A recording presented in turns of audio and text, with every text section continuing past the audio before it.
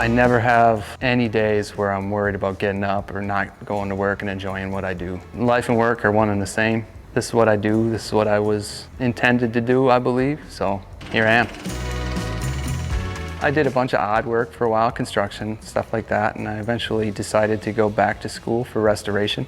The instructors saw talent. They sent me to a Rolls-Royce shop, and I worked there while I was going to school. Got a lot of great experience, and then school was over and I decided to move back home, and at that point I got a job at a Ferrari restoration shop, and that's where I learned the majority of what I know today. This is my shop. Come on in, we'll show you around a little bit. This here is my personal project. We call it Strada Americana. It's a hand-built, coach-built, vintage-inspired race car, basically, streetable race car.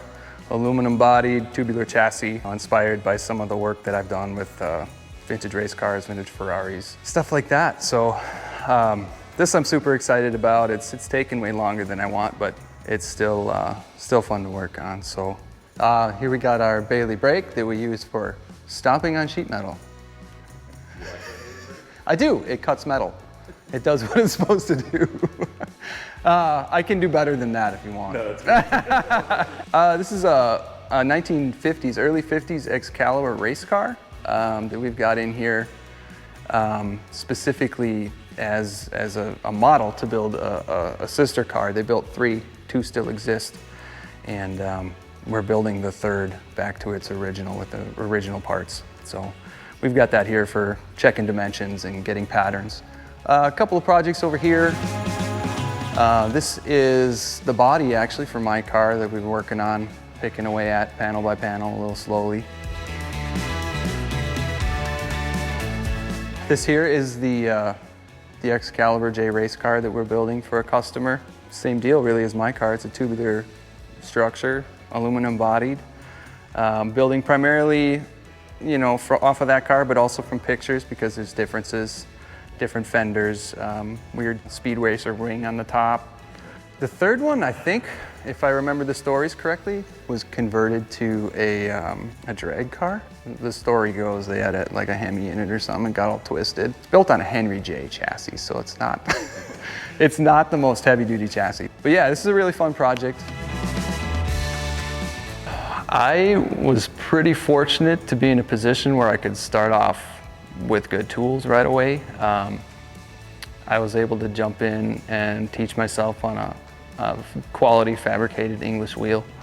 And I just spent lots of time just wrecking metal, trying to figure out how to do it right. And then once I got working in professional environments, the tools were available. And I learned real fast how to use those tools and how to do things quicker than just a mallet and a shop bag. This over here is kind of the machine tool area. So here's my Baileigh English wheel. I've been a wheel guy for the most of my automotive career. I spent more time wheeling than I did running a hammer, even though I have both. I still use it a lot for various things. I use it for forming, using a rubber wheel for the top, doing a lot of forming that way, so I'm not muscling everything. But I still use it a lot too, just for general shaping. I've got my vintage Monarch lathe here, 10EE. And I just picked up a heavier duty machine, the LeBlanc over here. Haven't had a chance to get it wired yet, but yeah, old Bridgeport, wore out, need a new one. But it works, drills holes, gotta have it. Cuts slots. Also, we have our Baileigh tube bender for building roll bars and chassis and everything. Obviously, my car was built with this. You get a lot of use out of that thing? Yeah, we do. Yeah, we don't use it every day.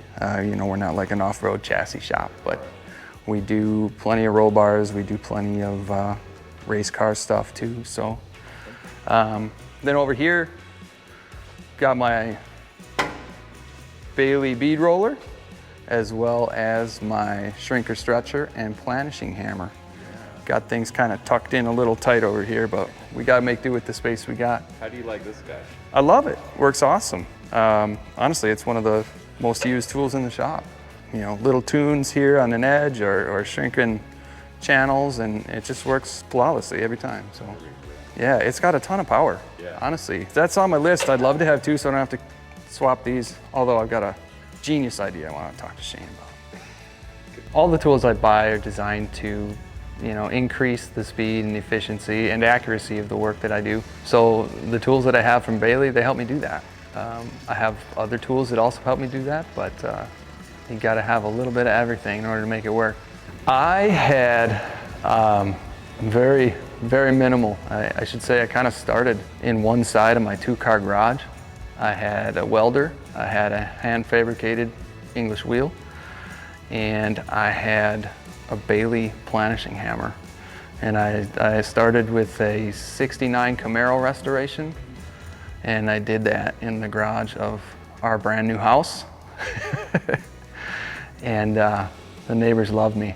Yeah, early on while I was working at the Ferrari shop, I got connected with Baileigh, and shortly thereafter I started my business, and I started to do classes with Baileigh teaching English wheel usage.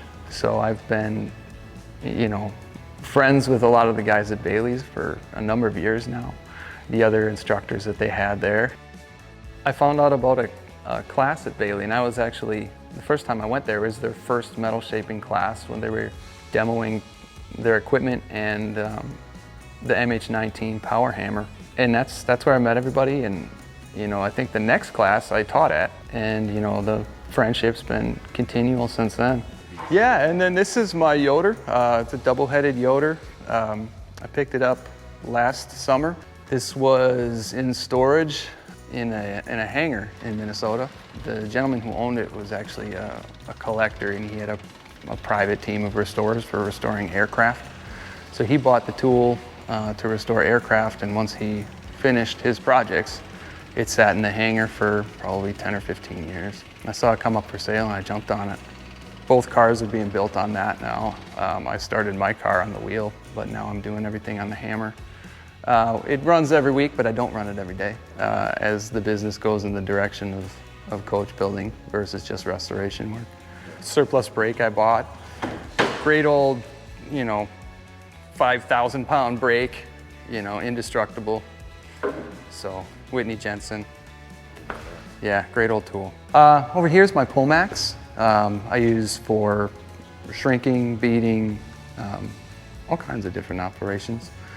So, second most used tool in the shop probably. Yeah, not a huge shop, but we get a lot of stuff done.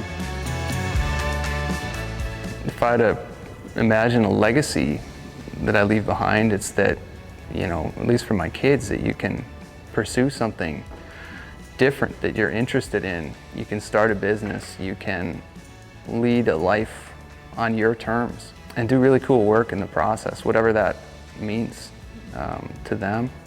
And for me, it's doing quality work. It's building great relationships with my customers.